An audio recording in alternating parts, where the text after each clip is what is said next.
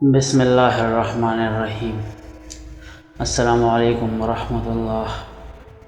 رسول اللہ صلی اللہ علیہ وسلم نے فرمایا، اللہ تعالیٰ فرماتے ہیں میرے ذکر کے لیے وقت نکالو، میں تمہارے کاموں میں برکت عطا کروں گا، ورنہ دنیاوی کاموں کی کثرت تم پر اس قدر مسلط ہوگی کہ تمہیں فرصت ہی نہ ہوگی اور سکون سے محروم ہوگی۔ تم کسی کی کمزوری کی تلاش میں نہ رہا کرو اور جاسوسوں کی طرح کسی کی غیب معلوم کرنے کی کوشش بھی نہ کرو۔ عورت پسلی کی ہڈی کی طرح ہے، اگر تم اسے بالکل سیدھا کرنا چاہو گے تو تم اسے توڑ دو گے، یعنی جدائی کی نوبت آ پہنچے گی، اور اگر تم عورت سے فائدہ اٹھانا چاہو تو تمہیں اس کا ٹیڑھا پن برداشت کرتے ہوئے اس کی خوبیوں سے فائدہ اٹھانا ہوگا۔ ایک اور جگہ ارشاد فرمایا، جس گھر میں اللہ کا ذکر کیا جائے اور جس گھر میں اللہ کا ذکر نہ کیا جائے، ان کی مثال زندہ اور مردہ کی سی ہے۔ ایک اور جگہ ارشاد ہے، اللہ تعالیٰ تمہاری شکل اور تمہارے اموال کو نہیں بلکہ تمہارے دلوں اور اعمال کو دیکھتا ہے۔ صلی اللہ علیہ وسلم نے ارشاد فرمایا، بے شک تمہارے رب بڑا حیادار بزرگی والا ہے اور اپنے بندے کی اپنی جانب اٹھنے والے ہاتھ خالی لوٹا دینے سے شرماتا ہے۔ دوسروں کی عورتوں سے دور رہو، تمہاری عورتیں بھی پاک دامن رہے گی، اور اپنے والدین کے ساتھ حسن سلوک کرو، تمہاری اولاد بھی تم سے حسن سلوک کرے گی۔ ایک اور جگہ ارشاد فرمایا، جو شخص بیٹیوں کی وجہ سے آزمایا گیا اور اس نے اس پر صبر کیا تو وہ بیٹیاں اس باپ کے لیے آگ جہنم سے رکاوٹ ہوگی۔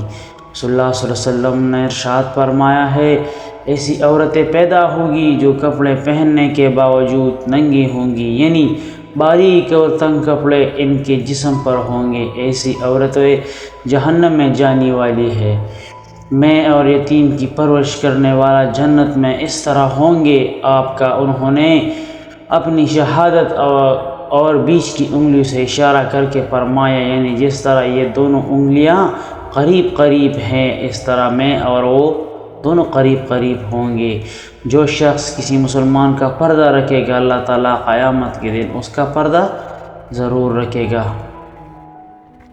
اللہ کے ذکر کے علاوہ زیادہ بات مت کرو، کیونکہ اس سے دل میں سختی پیدا ہوتی ہے، اور جس کے دل میں سختی ہوتی ہے وہ اللہ کے رحمت سے بہت زیادہ دور ہوتا ہے۔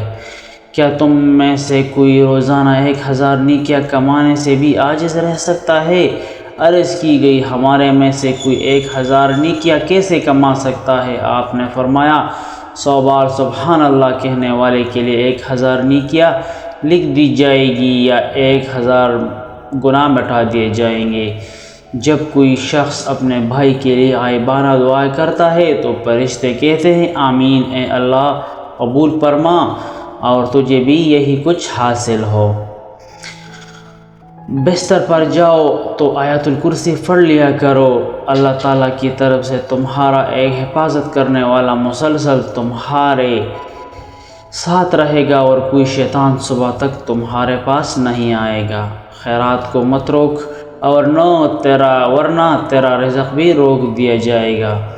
بوڑھے انسان کا دل 2 چیزوں کے بارے میں ہمیشہ جوان رہتا ہے، دنیا کی محبت اور زندگی کی لمبی امید ہے۔